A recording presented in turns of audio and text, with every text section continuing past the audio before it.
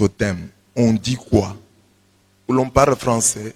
Les parents, pour apprendre la reconnaissance, la gratitude à leurs enfants, leur posent souvent cette question.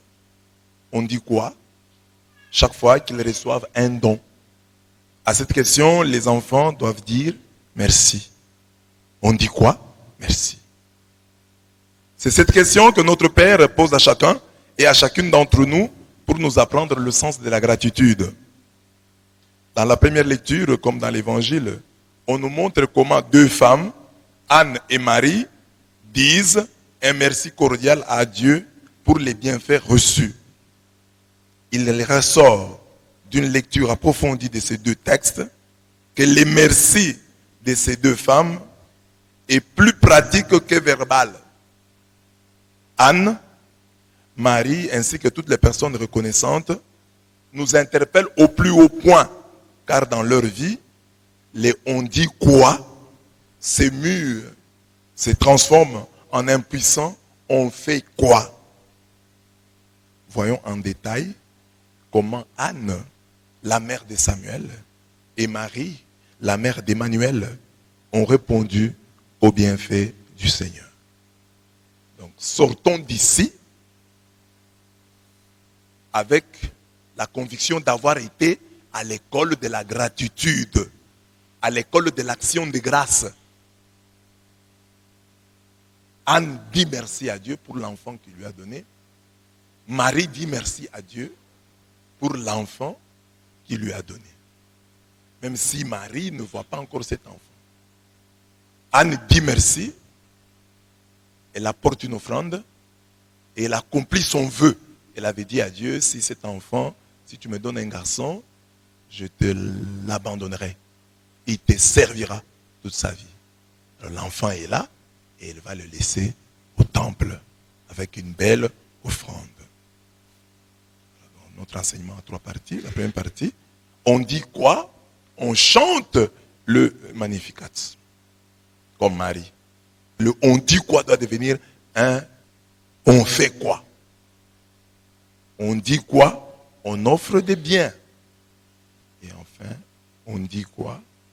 On offre des personnes. C'est-à-dire, quand Dieu nous fait du bien, on fait quoi? Parce que le on dit quoi, là c'est en fait un on fait quoi? Parce que le merci doit être pratique, plus pratique que théorique. Quand vous recevez les bienfaits de Dieu, on fait quoi? On chante le Magnificat comme Marie. 2. On lui offre des biens comme Anne. 3. On lui offre des personnes comme Anne. On dit quoi qui est véritablement un on fait quoi? On chante le Magnificat. Marie reçoit l'annonciation. L'ange lui dit, tu vas mettre au monde. Pour dire merci, mieux, pour faire merci, elle va en toute hâte chez sa cousine Élisabeth. Elle est accueillie par des éloges qui s'adressent à Dieu, à Marie et au fruit de ses entrailles. La mère de Marie, à tous ces discours élogieux d'Élisabeth, c'est le Magnificat. On appelle ainsi l'action de grâce de Marie, car Magnificat est le premier mot par lequel s'ouvre cet hymne dans sa version latine. Magnificat anima mea dominum. Mon âme exalte le Seigneur. Donc le chant de Marie, on l'appelle le Magnificat. Parce que en latin, ce chant commence l'incipit. L'incipit du chant, c'est Magnificat anima mea dominum. Dans ce beau texte, Marie nous apprend plusieurs choses. Retenons celle-ci. Première chose, l'action de grâce doit venir de l'âme, de l'esprit, et non des lèvres, et non de la bouche. Mon âme exalte le Seigneur, et mon esprit tressaille de joie en Dieu, mon Sauveur. Quand tu rends grâce, quand tu dis merci, ça doit venir de ton cœur, ça doit venir de ton esprit, et non seulement de tes lèvres. Ça doit venir du fond de toi-même. C'est ton âme qui doit rendre grâce. C'est ton esprit qui doit exulter, tressaillir d'allégresse, de joie en Dieu. Ne te contente pas de dire des choses. Quand tu rends grâce, ça doit venir du fond de ton cœur. Nous disons certes merci au Seigneur, mais souvent ces merci ne sont que l'adieu verbaux.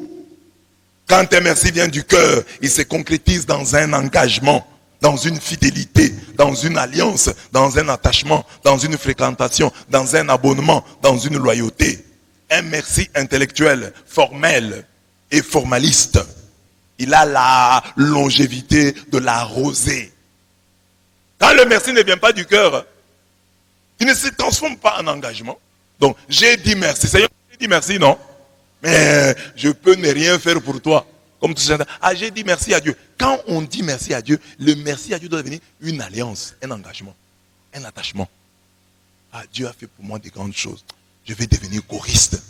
Dieu a fait pour moi des grandes choses. Je m'engage dans tel groupe. C'est pour moi une manière de lui dire merci. Dieu m'a fait telle chose. Je vais commencer à aider les pauvres. Dieu m'a fait telle chose. Je vais être fidèle à payer mes dîmes. Donc, le merci qui vient du cœur est pérennisé dans un engagement. Mon âme exulte mon esprit en Dieu mon sauveur. Ah non, non, j'ai dit merci. C'est comme quelqu'un qui, tu lui fais du bien, il te dit merci. Et 2 jours après, il frappe ton enfant. Tu lui dis, mais mon cher, moi je t'ai fait du bien, tu frappes mon enfant. Et lui te répond, mais je t'avais dit merci, non? Nous sommes quittes. Je t'avais dit merci. Même si après, non. Un merci, ça veut dire que tu m'as fait du bien, je m'engage à t'en faire autant. C'est ça le merci. Ah non, je t'avais dit merci, non? Alors tu veux quoi? On est quitte.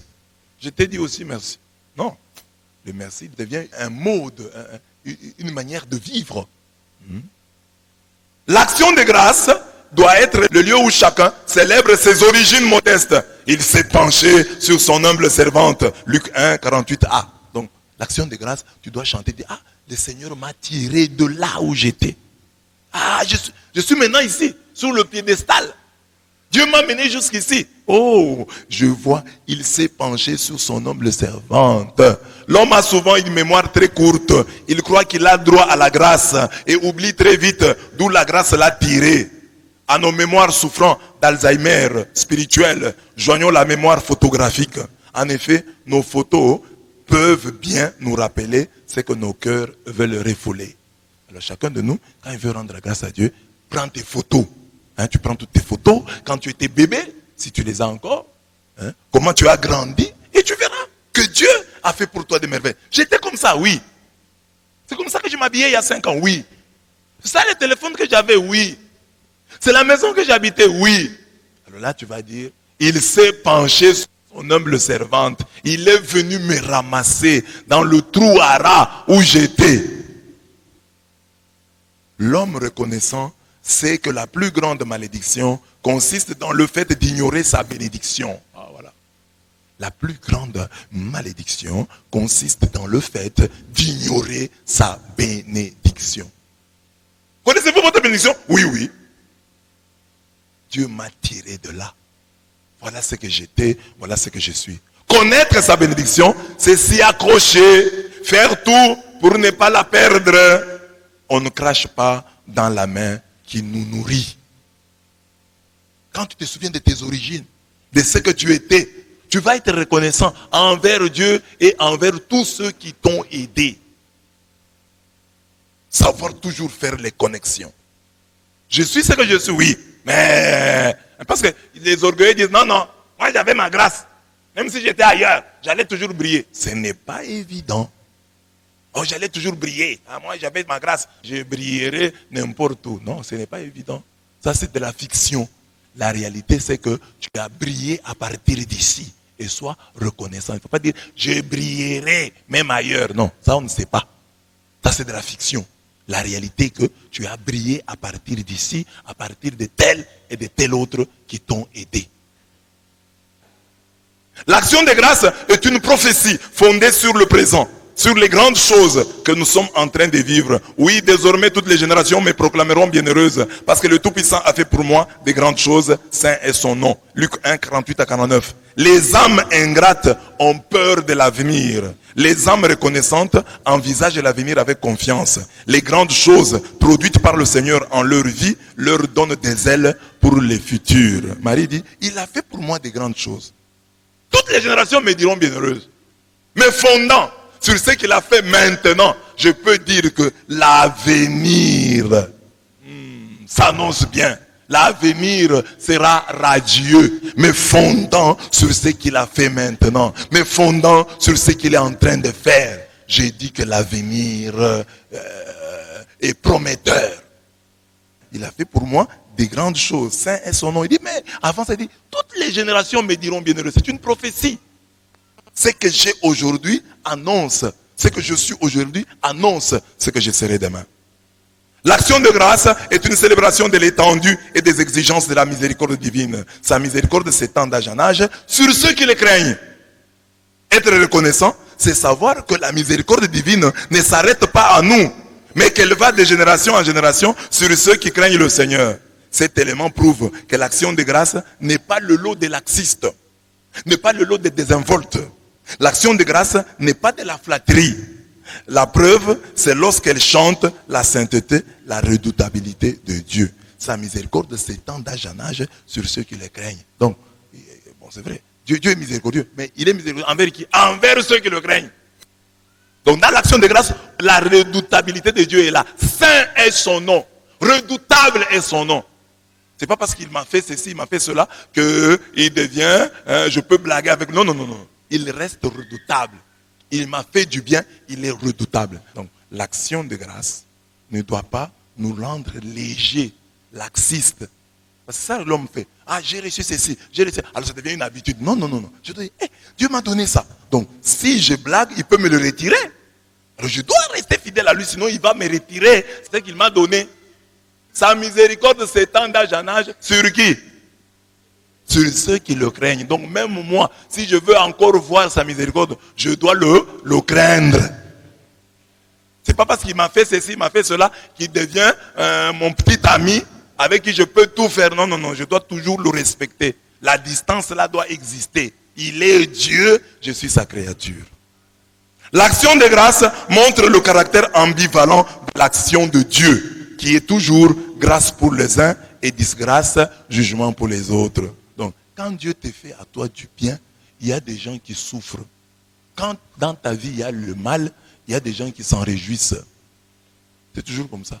L'action de Dieu est toujours ambivalente. Quand elle est une grâce pour toi, elle est une disgrâce pour les autres. C'est ainsi qu'il dit.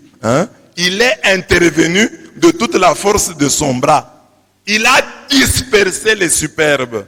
Disperser les superbes, c'est une bonne chose ou une mauvaise chose? Les superbes sont les orgueilleux.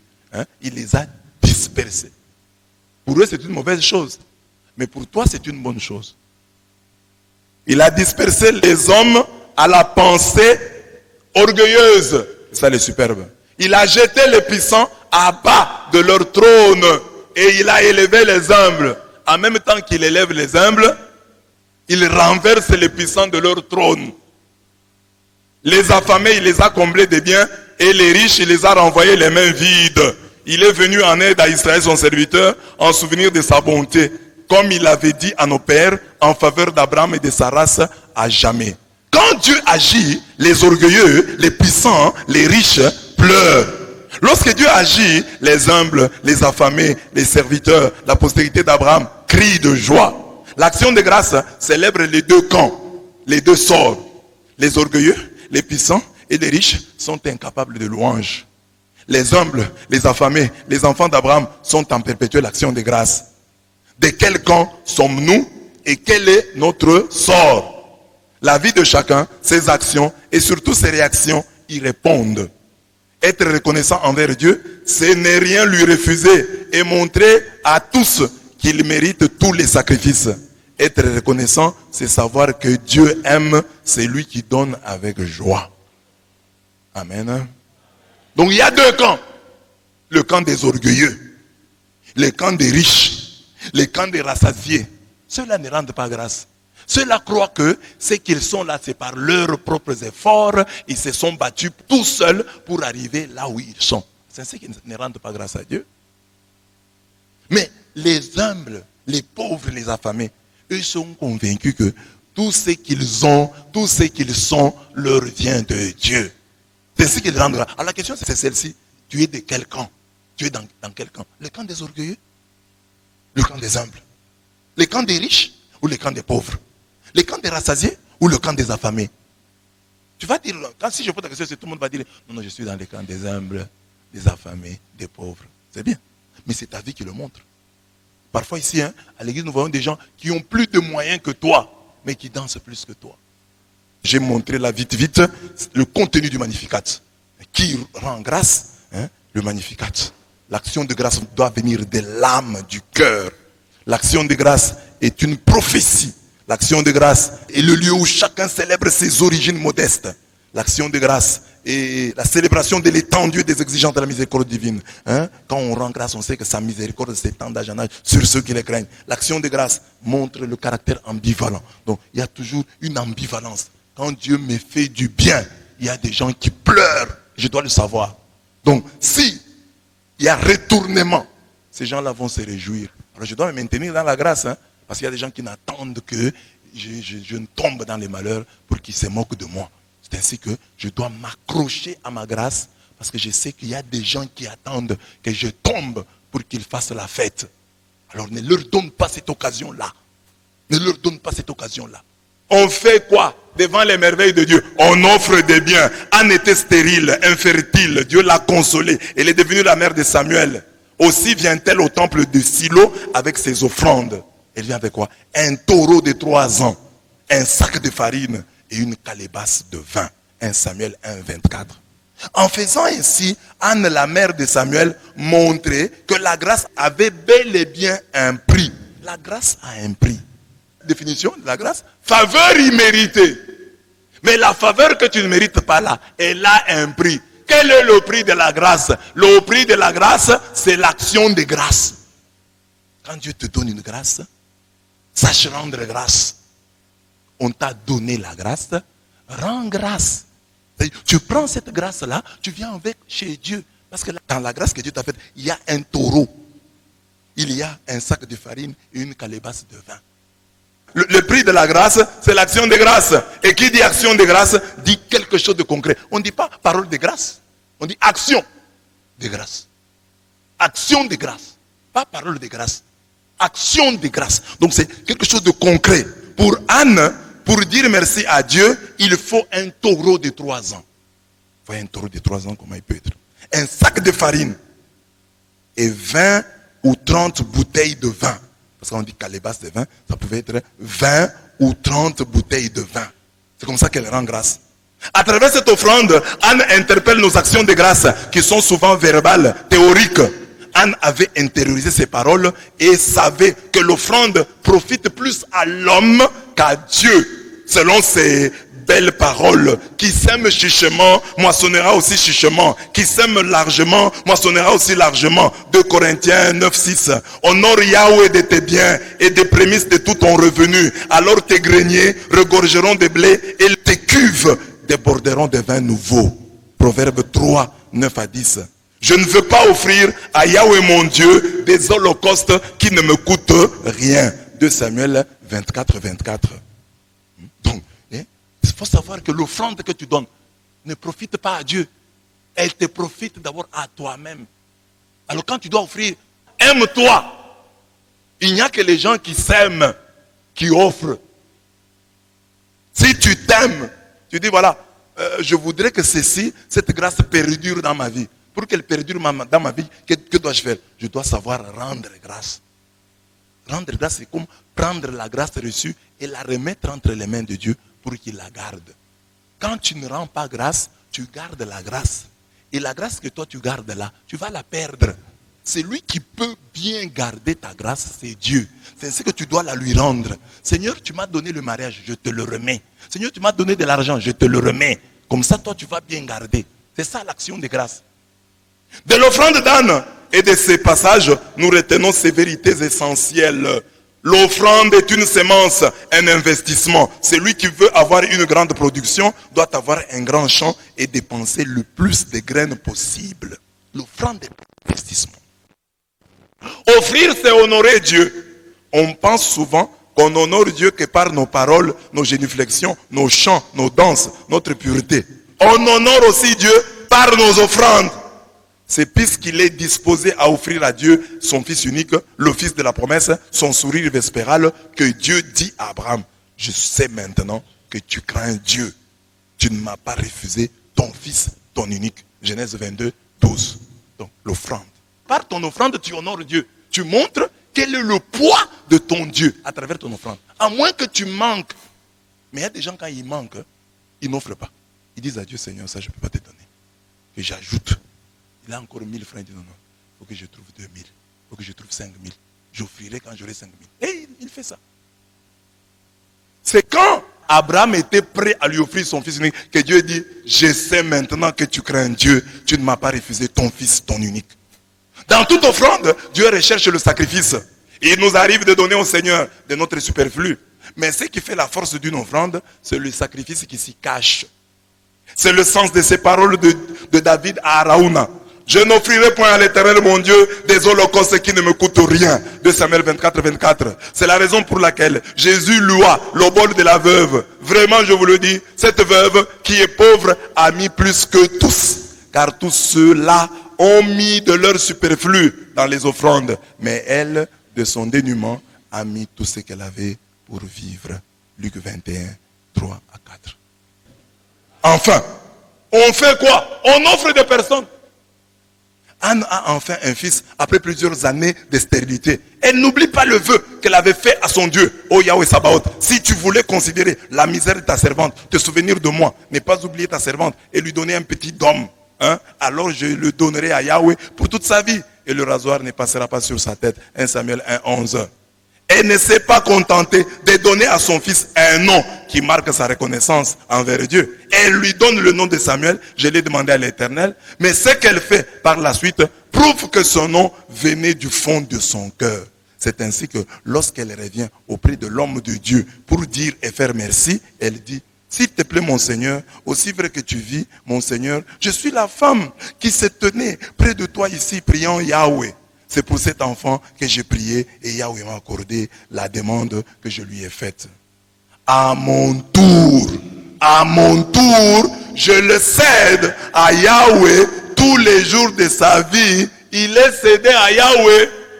1 Samuel 1, 26 à 28. De cette gratitude d'Anne, la mère de Samuel, nous pouvons retenir les leçons suivantes. Les grands vœux bougent les trônes divins. Si nous voulons que le Seigneur nous exauce, il nous faut prier avec des vœux. Mais dans tous nos vœux, le Seigneur ne regarde que les sacrifices qu'il porte. Voilà pourquoi la Bible dit, faites des vœux, acquittez-les à Yahweh votre Dieu, ceux qui l'entourent. Faites offrande au terrible. Il coupe le souffle des princes, terrible au roi de la terre. Psaume 76, 12. Donc on dit, faites des vœux. Mais sachez que celui à qui vous faites des vœux, c'est nomme le terrible.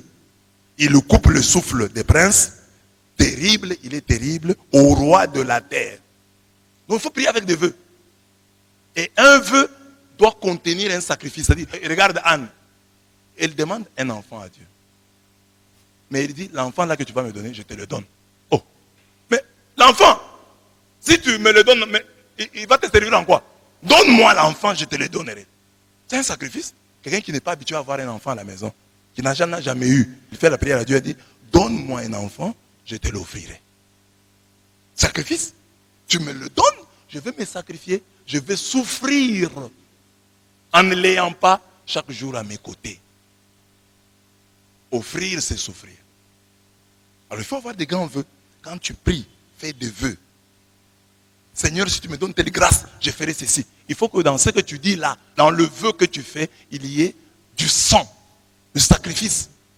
Offrons au Seigneur des personnes mûres et c'est vrai. Souvent nous n'offrons à Dieu que des biens. Nous n'offrons à Dieu que des choses. Mais Dieu veut aussi qu'on lui offre des personnes. Le vœu qu'Anne fait à Dieu porte sur l'objet même de sa prière. C'est ce qu'elle demandait, qu'elle promet d'offrir. L'enfant que tu me donneras, je te le consacrerai. Plus profondément, c'est comme si elle disait, ce que tu me donneras, je ne l'utiliserai pas contre toi. Anne offre le jeune Samuel, mais déjà c'est vrai, et ayant donc déjà atteint une certaine maturité. À Dieu, on n'offre pas des gamins capricieux. Quels enfants avons-nous offert à Dieu? Éduquons bien nos enfants avant de les offrir à Dieu. Nos parents nous ont montré le chemin de Dieu, mais sommes-nous des enfants gâtés et capricieux ou des jeunes mûrs et c'est vrai? Il y a des parents, par exemple, qui offrent des enfants à l'église, mais vous voyez que ces enfants ne sont pas sévrés. Dieu n'aime pas les vœux pieux. On appelle vœux pieux tout souhait que le locuteur pense irréalisable. La souffrance pousse les hommes à faire des vœux, même les plus impossibles. Mais après, ils regrettent amèrement et n'arrivent pas à les tenir. La Bible nous dit, si tu fais un vœu à Dieu, ne tarde pas à l'accomplir, car Dieu n'aime pas les insensés. Ton vœu, accomplis-le. Et mieux vaut ne pas faire de vœu que d'en faire un sans l'accomplir. Anne, elle a fait un vœu et l'a accompli. Ecclésiaste 5, 3 à 4. Que rien ne t'empêche d'accomplir un vœu en temps voulu. N'attends pas la mort pour te mettre en règle. Avant de faire un vœu, prépare-toi et ne sois pas comme un homme qui tente le Seigneur. Pense à la colère des derniers jours, à l'heure de la vengeance, quand Dieu détourne sa face. Quand tu es dans l'abondance, songe à la disette, à la pauvreté et à la misère quand tu es riche. Ah, tu es dans l'abondance, pense qu'un jour tu peux devenir pauvre. Ça c'est Siracide 18, 22 à 25. Donc ici pour le vœu, on nous dit, voilà, les grands vœux bougent le trône divin. Il faut faire des grands vœux. Quand tu pries, tu dis, Seigneur, si tu me bénis, voilà ce que je ferai. Dans le voilà ce que je ferai, il doit y avoir l'odeur du sang, l'odeur du sacrifice. Ensuite, quand tu offres au Seigneur des personnes, offre des personnes mûres. Et c'est vrai. J'offre mon enfant au séminaire, au petit séminaire. J'offre ma femme. J'offre mon mari. Quand tu offres des personnes, prends soin de les former d'abord. Mes enfants, regardez comment on se comporte à l'église. Vous êtes capricieux ici, ne le soyez pas à l'église. Ne soyez pas capricieux à l'église. N'attendez pas que l'église puisse commencer à vous cajoler. Non, l'église ne va pas pour ça. Formez vos enfants. Qu'ils soient des belles offrandes. Des offrandes mûres. Et c'est vrai, données au Seigneur. Ne faites pas de vœux que vous savez irréalisables. Non. Mieux vaut ne pas faire de vœux que d'en faire sans les tenir. Non. Quand vous faites un vœu, honorez-le. Et que le vœu te rappelle qu'aujourd'hui tu es riche, aujourd'hui tu as l'argent, mais tu peux devenir pauvre. Quand tu es dans l'abondance, songe à la disette. Tu es dans l'abondance, tu oublies ce que tu avais promis à Dieu. Mais quand tu es dans l'abondance, dit la Bible, songe à la disette. Un jour tu ne pourras pas avoir. Alors prends des précautions pour que au jour de ta disette, tu puisses rappeler à Dieu, Seigneur, dans mon abondance, je ne t'avais jamais oublié. Seigneur, quand j'étais riche, je ne t'avais jamais oublié. Donc, quand tu as un peu de moyens, sois connecté à Dieu. Rends grâce à Dieu par tes prémices, par tes dîmes et toutes sortes d'offrandes. Amen. Conclusion. On dit quoi devant les merveilles de Dieu? On dit merci. On fait quoi devant les merveilles de Dieu? On exalte, on magnifie le Seigneur. On lui fait des vœux et on les réalise. On lui offre des biens et des personnes. Mieux, on lui offre ses biens et sa personne. Bientôt Noël va chanter. Jésus est la merveille des merveilles. On dit quoi devant une si grande merveille? On dit merci, merci, merci. On fait quoi devant une si grande merveille? On exalte, on magnifie le Seigneur. On lui fait des vœux et on les réalise. C'est le moment de faire nos vœux au Seigneur pour Jésus, le cadeau de Noël. Que ferons-nous à Noël pour montrer à Dieu notre reconnaissance pour les verbes faits chair et qui est entré dans notre histoire? Anne rend grâce à Dieu pour Samuel. Regardez l'offrande qu'elle donne. Mais Jésus est le meilleur cadeau de Dieu. Quel est le cadeau? Quel est le vœu que tu fais aussi pour Dieu pour cette fête de Noël? Qu'est-ce que tu vas donner? Que Dieu vous bénisse.